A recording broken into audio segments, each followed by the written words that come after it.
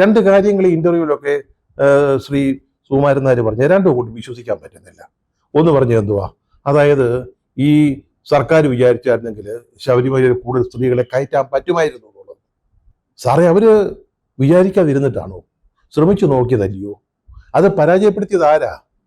ഈ സമരത്തിന് നേതൃത്വം കൊടുത്തൊരു പ്രധാന ശക്തിയായ NSS അടക്കമുള്ള ഭക്തജനങ്ങള്.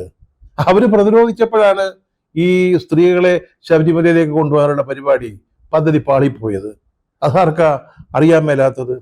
അതുപോലെ തന്നെ തെറ്റുതിരുത്തി വരുമ്പോൾ, അതായത് ആചാര സംരക്ഷണം, വിശ്വാസ സംരക്ഷണം മുതലായ കാര്യങ്ങളിൽ തെറ്റുതിരുത്തി വരുന്നവരെ അവരോട് സഹകരിക്കുന്നില്ലയോ നല്ലതെന്ന്? അതിൻ്റെ ഒരു ലോജിക്ക് അങ്ങോട്ട് മനസ്സിലാകുന്നില്ല.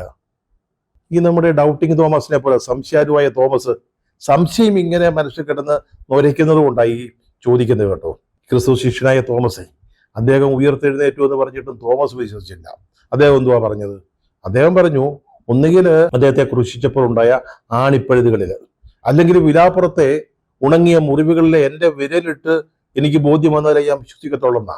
അത്തരത്തിലൊരു തോന്നൽ മനസ്സിലുള്ളത് കൊണ്ടായിരിക്കും ഈ NSSന്റെ നയംമാറ്റത്തെക്കുറിച്ച് ഈ പറയുന്ന കാര്യങ്ങൾ അങ്ങോട്ട് വിശ്വസിക്കാൻ പറ്റുന്നില്ല.